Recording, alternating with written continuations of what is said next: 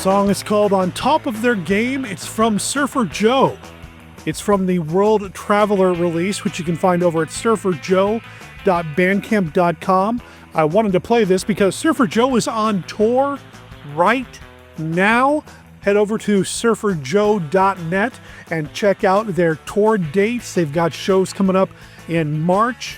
I'm really excited. I don't know if they're coming anywhere near me, but if they're coming anywhere near you, y'all should really check out Surfer Joe when you're done listening to this episode of the podcast devoted to the classic and sometimes not so classic genre cinema of yesteryear.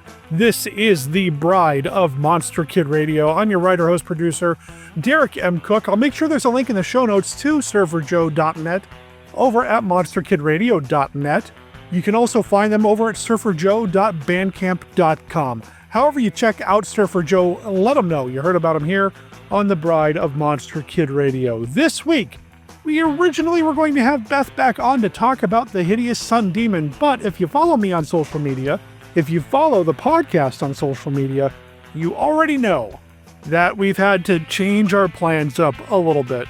Beth had to do some traveling, so she is not here this week, and we did not have time to record before she left. She's actually not here at Bride of Monster Kid Radio Central in the American Southwest right now, so we're doing something different this week. I dug into the recordings that have been sent in by other people, and we are going to go back in time to the November 2024 Monster Bash, and we're going to hear a Q&A with Monster Bash favorite and Monster Kid Radio favorite, Carolyn Munro. Carolyn Munro! That's right, we've got her on the show this week, courtesy of Mike R., a Monster Kid Radio. Is it fair to call him an irregular at this point? He's never really been on the show as a guest, although someday we should do that, have him on the show, and actually talk with him instead of just getting his recordings, although his recordings are awesome, and thanks to him, we've got content this week. We've got Caroline Munro with the Q&A, and I'll tell you now, she tells a very interesting story about her bottom. That's all I'm going to say. All right, what else do we have this week on the show? Well, wouldn't be an episode of Bride of Monster Kid Radio without Mark Matzke's Beta Capsule review. We're more than halfway through Ultraman Ace with his episode-by-episode breakdown of all things Ultraman, and we've got him in the wings waiting with his Beta Capsule review, and we're going to get to that right now.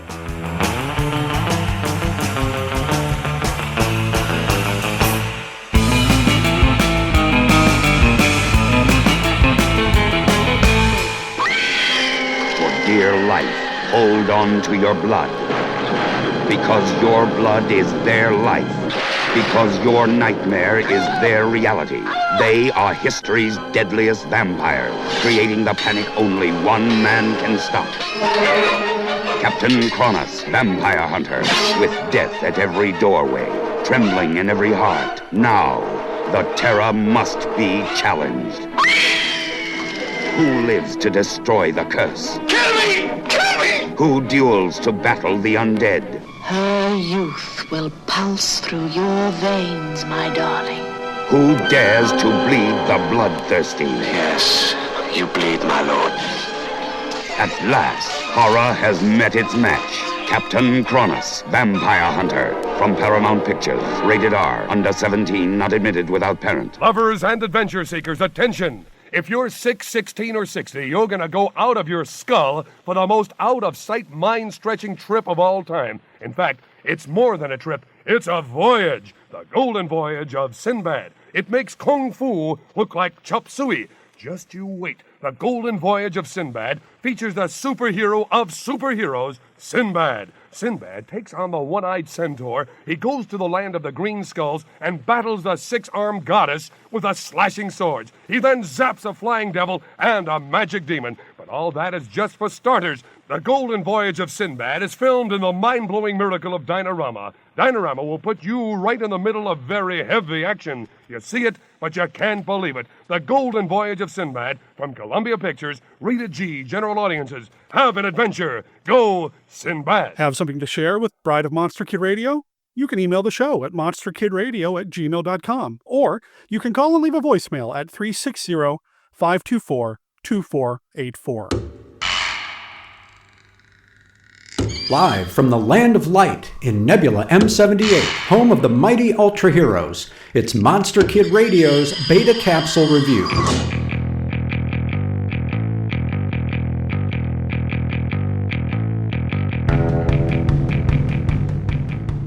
Ultraman Ace, Episode 27, Miracle, Father of Ultra. As Tak tries to process the loss of Ace and the Ultra Brothers, alien Hippolyte demands the surrender of all humanity.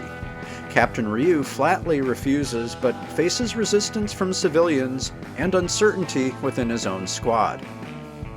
With the help from Tak inventor Kaji, Ryu hatches a plan to directly confront Hippolyte, which only partially works. One by one, Tak's fleet of ships is destroyed, but just when all hope seems lost, a bright light illuminates the sky. It's the powerful Father of Ultra, who wrestles with Hippolyte before reviving Ace. However, Father of Ultra expends all his energy in the act. Will his sacrifice give Ace enough strength to prevail against the mighty alien threat? Miracle, Father of Ultra, which aired October 6, 1972, as the direct follow-up to Episode 26, deepens the franchise's backstory with the introduction of Father of Ultra, who travels from Nebula M78 to save his sons. Up until the moment of his appearance, Episode 27 is gritty, intense, focusing on Captain Ryu's single-minded resolve to protect the Earth, without the safety net of the Ultra Brothers. The arrival of Father of Ultra signals that there is much to learn about the Giants of Light, a concept that later projects would delight in developing. Miracle, Father of Ultra marks an entertaining midpoint for the series, but astute viewers may notice in the preview for the next episode that Hokuto transforms into Ace by himself. What gives? I guess we'll have to tune in next week to find out. For Monster Kid Radio's Beta Capsule Review, this is Mark Matzke reporting.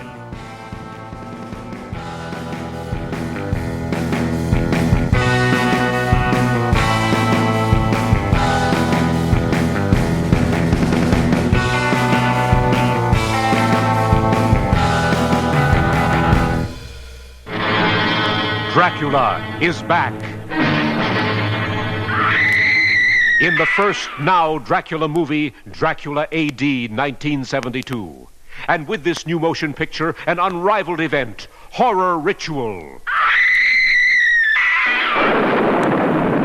You will participate with the Transylvanian vampire himself, swearing you in as an honorary member of the Count Dracula Society. He comes back from the living dead to extend you his personal invitation.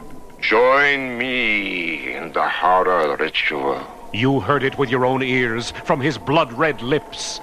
Get your honorary membership card when you see the new Dracula movie, Dracula AD 1972, and participate in the Horror Ritual. Rated PG. Parental guidance suggested. Attention, true believers everywhere. Stan Lee speaking from the hallowed halls of Marvel Comics. When it comes to superheroes, Stan's the man who wrote the books. Books like Fantastic Four, Spider-Man, The Incredible Hulk, Captain America, and the ever-loving Silver Surfer. But now, I'm talking it up for Sinbad, the superhero. He's uncanny, he's sensational, as he battles the deadliest demons in the universe with the non-stop action of 1,000 kung fus in the all-new Dynamite movie, The Golden Voyage of Sinbad, filmed through the miracle of Dynarama. Sinbad, so fantastic, we're featuring him in a special Marvel Comics edition. Don't miss The Golden Voyage of Sinbad from Columbia Pictures Rated G for general audiences. It's a movie marvel. Excelsior! Monster Bash has had Caroline Munro here maybe 3 or 4 times, so we just can't get enough. We are so happy to have Caroline Munro back at Monster Bash with moderator Bob Villagrina.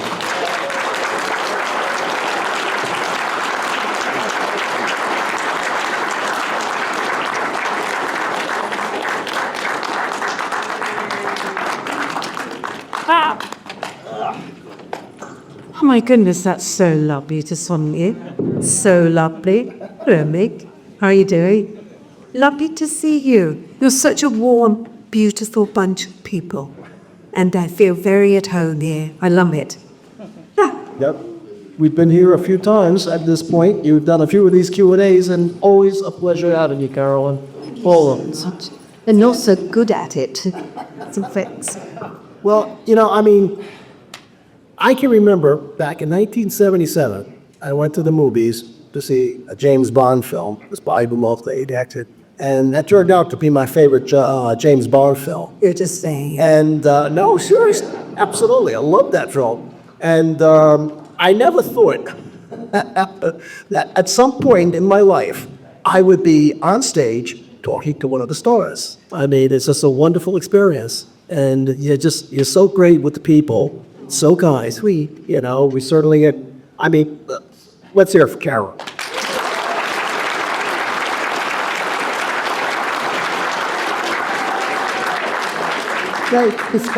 She has done so many different things and such a fun actress.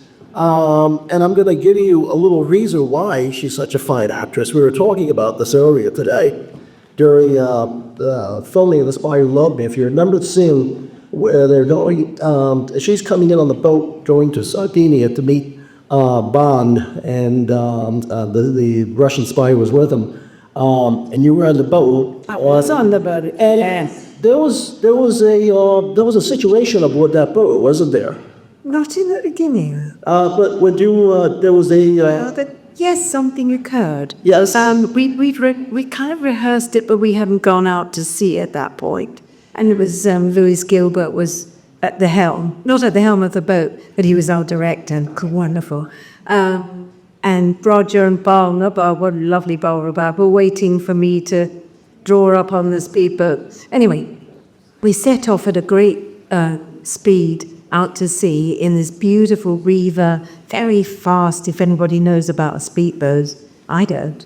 But it was lovely to be in, apart from what occurred. So I went out, and we had a lovely first AD who Louis said, we kept saying his name was Joe. He said, Joe, can you lie down on the, the deck of the boat, and you'll take command from me. We had, back in the day, walkie-talkies, so it was slightly different than now with all the modern stuff. And anyway, set out to sea. Joe was lying on this thing, on the thing. I was all ready, had my lights in my head, and there was the speedboat driver, very fast. And Louis said we wanted to be as fast as it can be. We want this, menace, so we want to make it look as Bondian as you could. So, okay, I was ready. So we got out as far as we could. Louis said, that looks fine. That was on the megaphone. And we were there. I was ready. And Louis had told me beforehand, he said, what I want you to do, Caroline, is to stand up right out at sea. And as you're coming along with the speed and the wind and everything going and the waves splashing, he said, and then I want you to sit down, and then nearer you get to the dock, I want you to stand up again. And you get off and you say your lines. I thought, okay, got that, Louis. So then we set off out there. We were ready. It was revving up, there was this huge noise, and I was excited. I was nervous, but I was excited because this was my big moment to actually, my first appearance, as it were, as Naomi. And we were there, ready. We said, okay, Caroline, get ready, and on the count of 3, you're going to stand up. So I actually stood up on the count of 3, and then I thought, well, that's a funny sound. There was something, sort of a whirring, some stomach sound. It was a kind of a sound. I thought, okay, must be the engine. I don't know if it sounds very healthy, but I'm going to do this. I'm Naomi, I'm this, hench person, and all she wants to do is to kill James Bond, or to sort him out. She does not want to sleep with him. She just wants to kill him. So, in my mind, okay, ready. And then, right, speedboat starts off, and it's at a fair knots. We're going really, really fast. And then you heard Louis shout through the speaker to the poor first AD lying on the floor, bumping about with us, with the speed. He said, right, Joe, she needs to sit down now. And as I sat down, Mary sat down. And as I sat down, I thought, something's not right. I suddenly felt this extraordinary pain in my bum. Basically, more, by my bum. And I thought, something's not right. I don't know what's going on, but we're getting nearer and nearer the dock. And then Louis says, stand up. He said, stand up. Joe, get her to stand up. Caroline stands up. Naomi stands up. And at that point, I feel like my bottom, for want of a better thing, feels like it's on fire. It actually feels like it's on fire. So we're come to the big close-up, the big moment, look at my lines, I'm on fire, I'm in pain. So at this point, we come up to the dock. Right, Naomi, come on, get yourself in check. So I did, got myself in check. Came up to meet Roger and Barbara. Bottom absolutely burning at this point. I thought, okay, I'm going to deliver my lines, which I did. And only to realize after the fact, after the poor little makeup lady and hairdresser washed up, I'd be stung by a rather giant bee on my bum. So that was my big end, space it. That was it. And if you look, I've looked at it several times. I prefer not to look at my work, but I've looked at the store. Yeah, I can see the moment that she'd been stuck. I get it. So she's there, she's smiling at us, and she's not. So that movie, so many times I've never noticed that, it pulled her up. These fresh eyes, oh, me you don't. Yes. As they say, the show must go on, so... It's a great story. She rushed me off. Oh, and then Roger, when he realized after the lady rather loudly said, she's been stung on the bottom. Actually, she didn't say bottom, she said something else. Because she was free. London just caught me, naughty lady. So she did say something else. Roger said, Darby, he said, would you like me to kiss it better? So, sorry, my big moment. I know, he had a great sense of humor. No wonder him sad. He had an amazing sense of humor. He was extraordinarily mad, very kind, very modest, very witty. And the crew absolutely loved him. They adored him. He was just a very modest man, very self-deprecating and fabulous actor. He was really good at what he did. And to me, he's always going to be my Bond, but he was a wonderful human being, Mike. So that's great. We're going to take questions at this point of the audience. If you have any questions, just raise your hand. Fine, what you ask? Within reason. So they use that. So they use that take when you got stung. They kept over it. They kept it orbit. Yes, they kept the little tail root. We couldn't at that point. She rushed me off to sort me out. That was it. It's the take. Yeah. Yes. Good to ask you, was there a particular lighting cameraman that you worked with in your film career that you thought really did an extraordinary job with the lighting, how you looked? Lighting camera, we had Claude Renoir on that film, so that was something very special. I don't know if he was the son or the grandson of Renoir, so that was a bit special. So he did a super job, I think, on the film. Ted Moore was great on Golden Boy Simba. I thought that was beautifully lit. Very hard to do because we were in the caves at night, and he put these wonderful gels all over the stalactites. No, wait a minute. Tights hang down. You know that, ladies, don't they? Mites go up, apparently. But so stalactites, that's how I remember. Tights hang down, mites going up.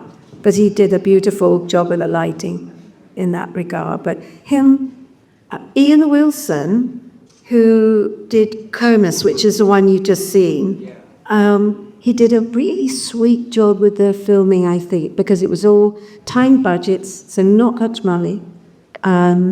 Only 5 weeks, 6 weeks shoot, maybe, possibly.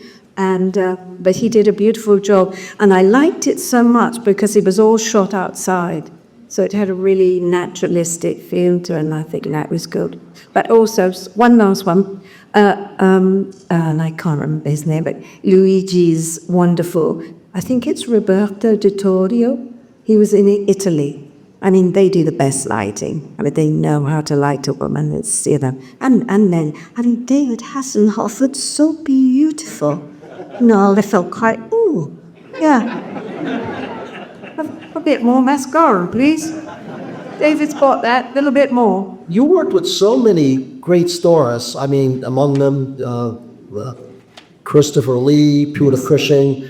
And did you have a favorite among the various stars that you worked with? Do you know what they're all my favorites, and I say that, and I say it with sincerity, because every man, every leading man, or some of the which, Joan Collins was amazing, for instance. But I've been so lucky to work with some extraordinary people, actors, people, and I think one of your own would be Joe Spinell, who was an extraordinary actor, and yet he brought so much to the screen. And again, he was a really complex character, but he was wonderfully kind, and gave of himself, but also totally morphed into the characters, whatever he playing. I had the delight to work with him 3 times. He was an extraordinary actor, and a really good human being. Excellent. Questions out there? Questions? Obi? No. In Star Crash, were you voice sounded different? Yes. In Star Crash, it was. What's up, Servant? That's a lovely question. How old are you? I'm 11. You're 11. And you've seen the film? Yeah. Oh, thank you. Yes, my voice was different because it was not my voice. It was actually Marjo Gortner, who played Acton's wife, who was the wonderful actress Candy Clark. And at the time, I said to Luigi, I said, you know, where is she from? Where is Stella, my character, from? He said, well, she's kind of from everywhere, you know, mostly. She's made to be the best space pilot in the universe, so you can choose. He said, I like your voice. I said, that's okay. So I'll just be me, and me with Stella. But they ran out of budget. The budget was very tight on Star Crash. And for whatever reason, because they spent so much on the wonderful sets and stuff, and possibly Christopher Plummer too might have something to do with it. What a nice man too. What a nice man. I mean, really a fabulous man. But that's a really good question. So basically, ran out of money. They couldn't. David Hasselhoff, who was delightful. So he was dubbed, I was dubbed, Joe Spinell was dubbed. So most of us were dubbed, apart from Christopher Plummer. And I remember Luigi, there was great excitement the day Christopher was flying in to shoot as the Emperor of the Universe. And there was great excitement. And Luigi said, Caroline, he said, today, so we shoot a direct sound. I said, sorry, Luigi. He said, he shoot direct sound. I said, what does that mean? He said, well, it means we record we record and it's the true sound. I said, actually, sorry, Luigi, but we have been working the last 3-4 weeks. And what have we been doing? He said, don't worry, we do it later, we do it in post. I said, but so we all dubbed the film? Yes. I thought, okay. So, yes, Christopher Plummer did the one-day shoot delightfully, wonderfully. And it is his voice. So, the rest of us, Well, our questions was Asian Gold. I have questions in the back there. Yes. hello. I first met you at Science Fiction Convention in Pittsburgh in 1979. Yes. My first April. I was so nervous. You were with 2 friends of mine, and we were teenage boys. There's obviously made an impression on us. You were just so wonderful and so gracious to us. And anytime I ever see people mention you on Facebook or something like that, She is exactly what we think she is. She appreciates her fans. She's a lady with capital L. But I do want to ask a question. I've been kind of make a joke about whether or not you. That's so sweet. But I do. Yes, oh, I do. But that's what clearly special memories of the sit-down film or working with Tom Baker. It was like, did you? I have many memories.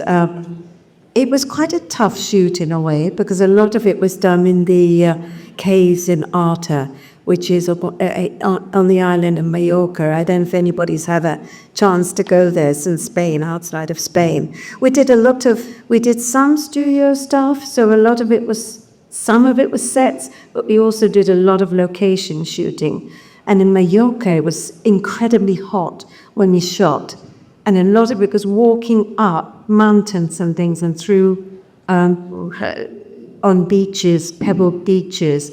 And if anybody has seen the film and remembers the clothes were kind of, well, Mariana didn't wear many clothes, did she not? Really? So that was interesting. And all the memory, quite heavy, beautiful, embroidered suits and things. So it was quite hot work. So actually, in the beginning, when we shot in the studio, we had to have a bit of sweat, a bit of water sprayed on us. But for that shoot, when we did the walking through and up the mountains, the makeup person, Pedro, he said, you don't need water. He said, you're all sweating. He said, and yes. And Ray and Gordon Hess, our director, said, it's perfect. Leave it as it is. It looks natural. So, but it was quite a hard shoot to do, quite a physical shoot to do, but so enjoyable.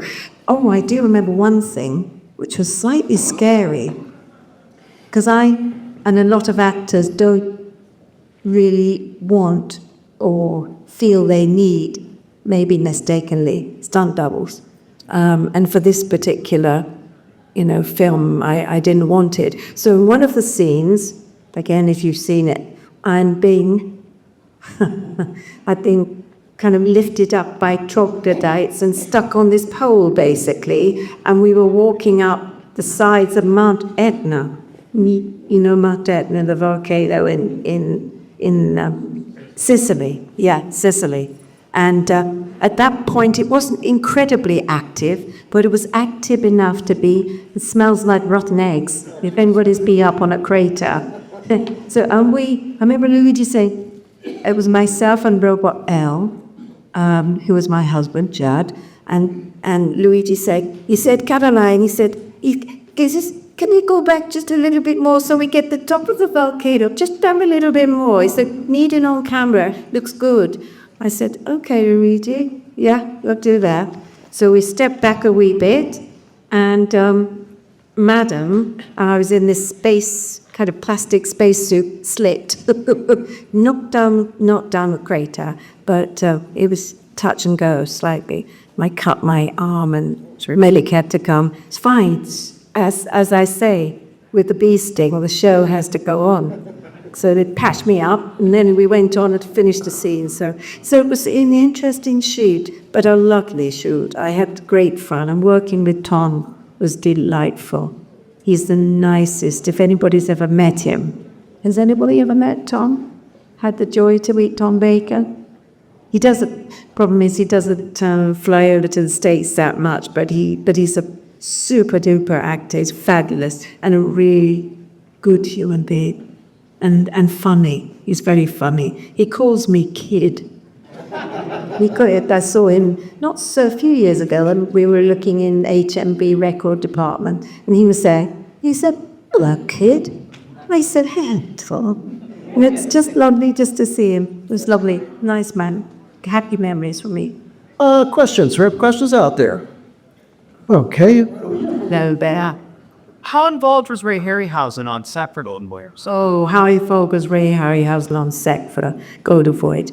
Totally involved. I mean, the dialogue scenes, we were Gordon Hesper, our dialogue chappie, director. So he did all those. But when it came to doing these special effects scenes, the stop motion stuff, what Ray would do, and I remember he was a superb artist. I don't know if anybody's seen his books, but his illustrations were incredible.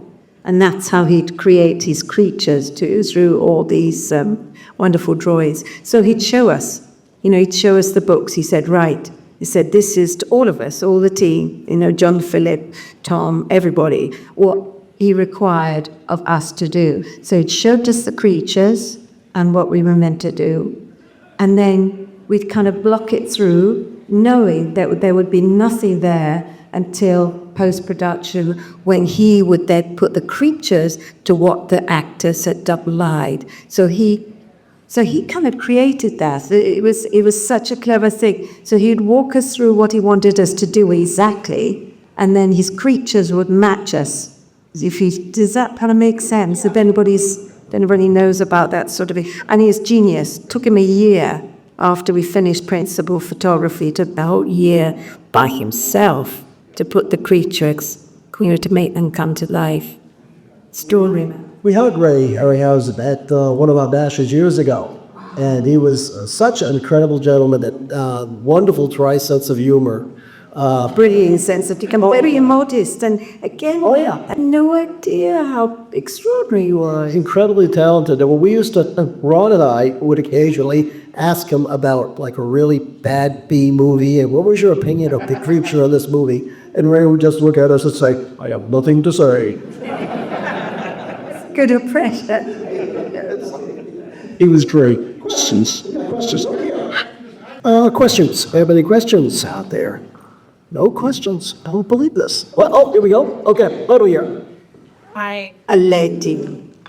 You're obviously so beautiful outside and inside. It's always such an honor to talk to you. I'm wondering if you have any beauty or skincare tips. Back in the day when I was very young and I started modeling, everybody said, oh, what do you put on your skin? And I said, well, I like seawater. So that was my seawater Nivea, very simple for that. And my kind of go-to coffee, stress, and chocolate. So as true as that town. And I love jam. I'm a jamaholic. Don't tell anybody, that I love jam, especially your great Jenny. In fact, actually, you should tell me at the hotel. I've put a few in my bag to take home in the breakfast. At that time. So basically, I will never see. No, it's true. I'm just curious, things like you mentioned Great Jelly, the things when you come to the States and you do these shows are the things that, you find here, you can't find back home. Some things that can't find back home. Yeah. We hit the shocks, didn't we, Tam? We went yesterday. Mark, and you know who Mark is? Where's Mark? He's not here, Mark Stackler, who will be doing a little something with... Oh, he's here. Oh, there you are. Sorry, I haven't got my glasses, so I kind of can't see, really. But Mark took us shopping.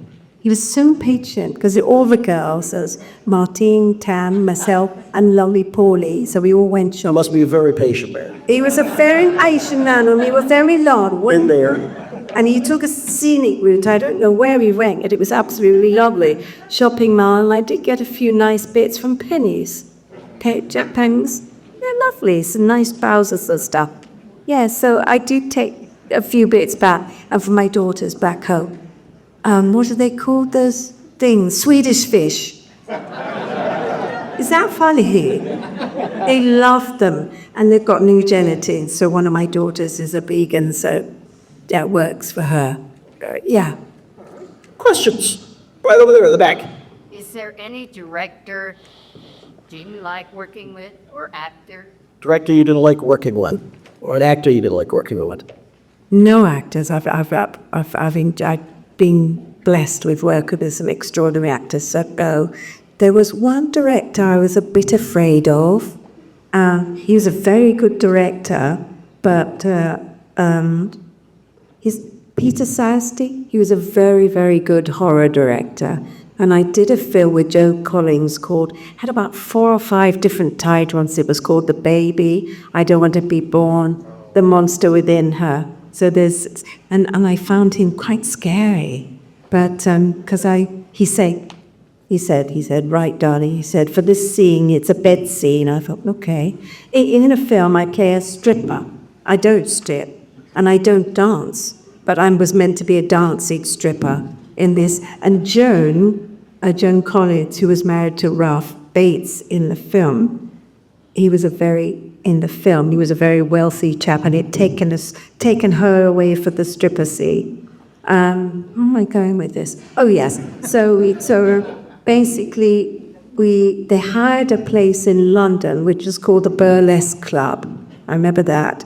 And so I had to dress up in this rather unusual outfit. That was fine. Okay. We did that. And first of all, they said, right, we're going to have the cabaret and this dancer, and her name was Susie Lightning.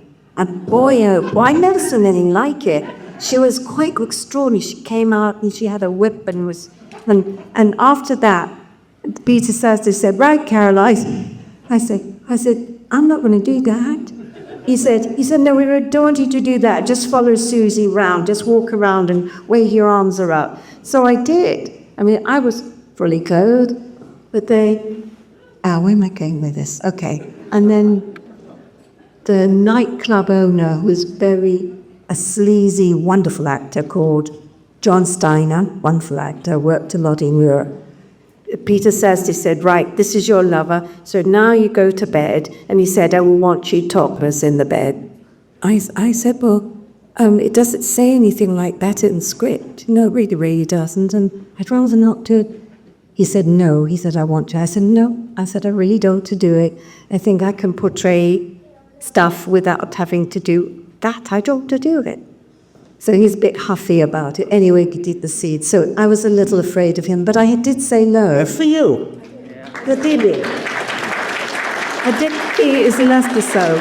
I think that they played, like in Cronus, if you see that film, believe it or not, I was fully kind of clothed in that film. I had very long hair. They lit it beautifully. That was Brian Clemens, lit it beautifully. So it gives the illusion. And it was like I was walking on a beach. I had not Bridget Jones panties exactly, but they were beige, I felt fine with that. That was fine. But it was kind of important for that story. But for the other one, no. Okay. And I wasn't very good in the film anyway. I wasn't. I was a very bad dancer, but anyway, working with Joe was a joy. Okay, questions. We got questions out there. Right over here. You've been in so many great films. There ever been a role that got away from you? Has there been a role that got away? Yes, there's one that I went for, and it's with Jonathan Glazer, and it was Sexy Beast. Yeah, I thought, I went, he asked to see me, and I went along for the interview, and he was charming, very nice. He said, I had this film, and I'd be interested in you.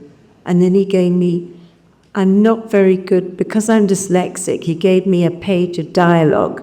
He said, you can take 5 minutes and read it. And I'm better now, better at reading now, but to be given a code, a script, and then try and read it out, it was tough for me.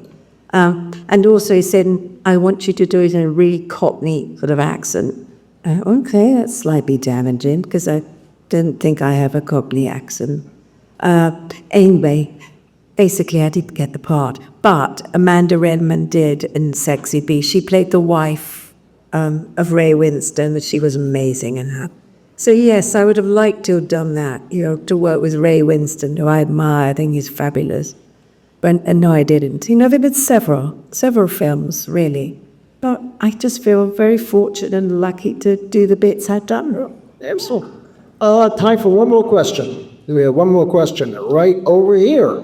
Do you have any special memories of At the Earth's Core, working with Doug McClure? Oh, Doug McClure. Yeah, Doug McClure and Peter Cushing. We were like the Three Musketeers. And I loved going to work with those boys. They were just amazing to work with. We had fun. Again, it was hard work. Again, we had no, we had the choice of having a stunt woman, and Doug, a stunt man, and Peter. Peter always did his own stunts. He was extraordinary, he was fearless and wonderful. So we just had the best time. And I remember one particular scene when he wanted us to do, he was with the Fiery Beastie. Don't know if anybody's seen that particular. It's the Fiery Beastie. So it was men in suits. So it wasn't like Ray's films, it was men dressed in suits. So there are actually a couple of occasions. Once where I saw stars after the Mayha comes down on the big Kirby wire, and the Mayhaws were these mesmeric creatures. Again, it was May in suits. And then to mesmerize you and put you under a spell and make you theirs. Anyway, so there was the scene with Peter, we did that, and the wonderful, huge, great, heavy, he was in a heavy costume, this man, stuntman, flew down, knocked my head, and I kind of, whoa, I thought, oh my gosh, I was all right, but I saw stars for a second. Peter was there, and Peter was still in character, and I heard Butler, so he kind of hooked me up. And then Doug McClure to the rescue. So that was slightly tricky. And the other one was the fire. We had the real Fiery Beastie, which was with myself and Doug in the rocks. And Peter kind of came again to the rescue and was shooting the Fiery Beastie, which was real huge flames. I think they must have had double pyrotechnics that day, but it was like scary and very warm, because I think, everybody got teeny, and my hair, oh my God, when he did that and the huge flame came out, the screams you hear are real screams, Ricky. So my hair was staying on end, that's the force of it, and Doug, we were both, that's actually quite real, because it nearly was. It was interesting anyway, but yes. Well, at this point, I think Ron and Ursula have something for you. Hello. It's Ursula's birthday. We should... Let me see. We've given you flowers in the past. This time it's chocolate. You know I like chocolates. Should we kiss him? I think that's a good idea. 1, 2, 3. Happy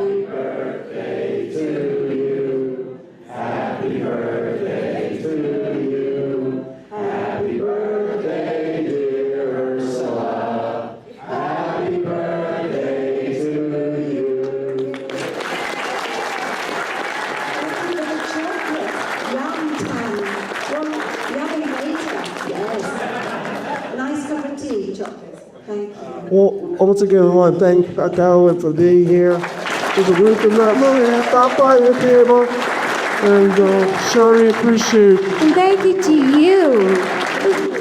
And to you. Enjoy your weekend. It's going to be fabulous.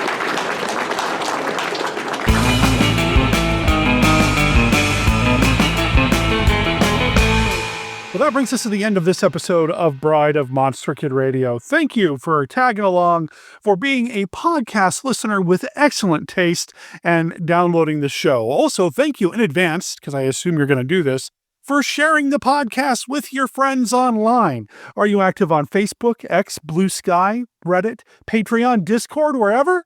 Please share the announcements about the episode of the podcast, because the more Monster Kids we have listening to what we do here, the better.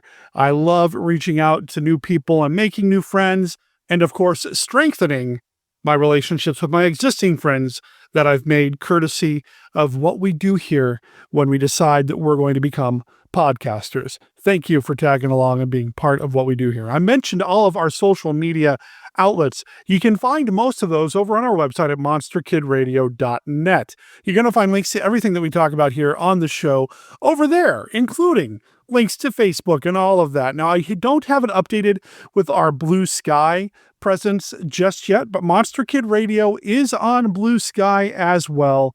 So if you know how to search on Blue Sky, well, you'll find us over there as well. So please consider following along over there. We're also beefing up our presence on TikTok, on Instagram, on Facebook with our Reels and YouTube Shorts. We've got a lot of things that we're trying to do more of here in 2025. I talked a little bit about this in the House of Monster Kid Radio episode that I dropped over on Patreon not too long ago that everybody can check out. It was kind of a, the first one's free kind of thing. But if you want to get future installments of the House of Monster Kid Radio video series, you've got to be a paying patron. Go over to patreon.com/monsterkidradio and check that out. What's coming up next week on the show? Honestly, I don't really know because Beth isn't going to be back in time to talk about the Hideous Sun Demon. So do I dip back into the Monster Bash recordings? Do I see if I can find Steve Turek's recordings that he did while we were moving? They're somewhere on a hard drive. I don't really know where, but they got to be around here somewhere digitally. Do I dip into those or do I come up with something brand new, something different? I don't know. You're going to have to follow us online on our various social media platforms to keep up to date and find out just what in the heck we're going to do with episode 14 of Bride of Monster Kid Radio. And before we wrap up, I just want to give a shout out to Mark Matzke. The man knocks it out of the park every week here with the Beta Capsule review, but that's not all he does. He is super involved in the cryptid exploration space. He's involved with Small Town Monsters, and Small Town Monsters is running a Kickstarter right now. Go to Kickstarter.com and check out Small Town Monsters, celebrating 10 years. Small Town Monsters has been producing documentaries for a decade now, exploring everything from the Minerva monster to, other cryptids. I am actually kind of frazzled this week, so I can't think of any off the top of my head, but there's a lot of them out there, and Small Town Monsters keeps covering them. And I'm going to make sure there's a link in the show notes to the Kickstarter campaign that Small Town Monsters is running right now. As of this recording, you've got 16 days to back it. And if you back it, you're going to get things like digital downloads of the movies they're going to be releasing in 2025. It looks like you can get physical copies as well. T-shirts, posters, things along those lines. And this is not a sponsored thing or anything like that. I just want to support somebody who's been supporting what I do here as a podcaster, as a Monster Kid Radio guy, by supporting Mark and his other efforts. So go check out the Kickstarter campaign over there when you're done. And, if you do back the project, maybe drop them a line and let them know that you heard about them here on Bride of Monster Kid Radio. Bride of Monster Kid Radio is a Team Death production. All original content of Bride of Monster Kid Radio is licensed under a Creative Commons Attribution, Non-Commercial, No Derivatives 4.0 Unported license. You can learn more about Team Death, our other projects like Death Designs, Mail Order Zombie, the Team Death YouTube channel, and more at www.teamdeath.com. Remember, death is spelled D-E-T-H. All previous episodes of this podcast, as well as the original Monster Kid Radio podcast, are available at www.monsterkidradio.net. Please rate and review Bride of Monster Kid Radio wherever you download your favorite podcasts. On top of their game is copyright 2021 Surfer Joe. It's from their release World Traveler, and you can find them at surferjoe.bandcamp.com or surferjoe.net. And again, they've got a ton of shows coming up, so go check them out. Support them because they support us by allowing us to play their music here on the show. My name's Derek M. Cook. I'll talk to everybody next week when we talk about something. Ciao.